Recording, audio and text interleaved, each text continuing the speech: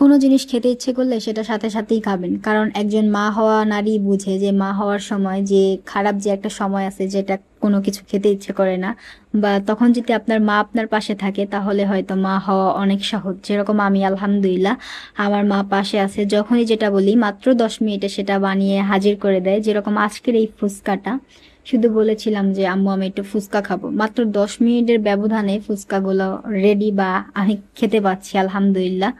তো সবাই কেমন আছেন, কি অবস্থা? আমি হচ্ছে মিম ব্লগস থেকে বলতেছি। অবশ্যই যারা আমার পেজ থেকে আমার ভিডিওটা দেখতেছেন সবাই একটু ফলো করে দিবেন এবং লাইক কমেন্ট শেয়ার করবেন। আগে তো আপনাদের জন্য জিয়া উদ্যানের ভিডিও নিয়ে আসতাম, তো এখন আলহামদুলিল্লাহ আমি মা হতে যাচ্ছি, সবাই আমার জন্য দোয়া করবেন। এখন হয়তো জিয়া উদ্যানের ভিডিওগুলো রেগুলার দিতে পারবো না, যে কারণে এখন হচ্ছে আমি বাসায় আসছি, আমাদের বাসায়, আমার আম্মুর বাসায়, কারণ আমি খুবই অসুস্থ, কিছু খেতে পারি না। যখন যেটা খেতে ইচ্ছা করে আলহামদুলিল্লাহ আম্মু টুকটাক করে দেয়।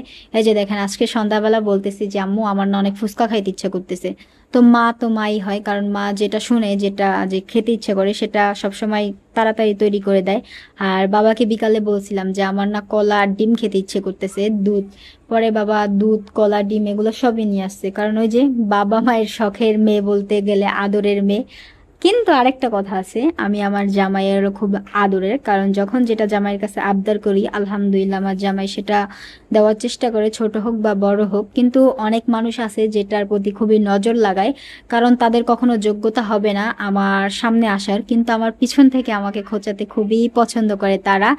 দেখেন ভাই বা বোনেরা যারাই আমার পিছনে লেগে আছেন, অবশ্যই দয়া করে আপনাদের একটা কথা বলতে চাই যে চুপ থাকা মানুষগুলো যখন চেতবে তারা তখন কিন্তু তাদের আসল রূপটাই দেখায় দেয় কম বেশি। আর এই দেখেন এখানে হচ্ছে মা আমার মিসাইল গুলাকে সুন্দরভাবে ডলতেছে, কারণ এই আলুটাকে সুন্দরভাবে মতলে কি মানে মজা হয় অনেক। আর এই দেখেন এখানে ছোট বোন ফ্রিজে দুধগুলো রেখে দিয়েছিল, আর এই তো কলা, যেটা হয়তো আমার ছোট বোন আমাকে অর্ধেক দিয়েছে, বলছে তুমি পরে খেয়েও। পরে এই যে এখানে দেখেন মরিচগুলো, কাঁচা মরিচ, তারপর হচ্ছে পেঁয়াজ, তারপর ওই যে শুকনা মরিচ, এটাকে মা সুন্দরভাবে ডলে নিচ্ছে, কারণ আলু ভর্তার স্বাদই হচ্ছে এটা। আর আলু ভর্তার ভিতরে হচ্ছে আমরা যেরকম রেগুলার আলু ভর্তা বানাই ওরকম না, এই জিনিসটা হচ্ছে আপনার ই মশলা, চটপটির মশলাটা দিলে আসলে ফুচকা বা যেরকম চটপটি আমরা দোকানে কিনতে পাওয়া যায় তার থেকে আলহামদুলিল্লাহ ঘরে বানাইলে অনেক মজা হয়। তো আমি দোকানের কোনো জিনিসই খেতে পারি না, কারণ হচ্ছে মশলা জাতীয় জিনিসগুলো আমার কাছে খুবই খারাপ লাগে। আলহামদুলিল্লাহ আগে খুব ভালো খেতে পারতাম, কিন্তু এখন ওই জিনিসগুলো পারি না, খুবই মানে দূরে থাকি, এগুলোর গন্ধ শুনলে আমি দূরে থাকি, 10 হাত দূরে।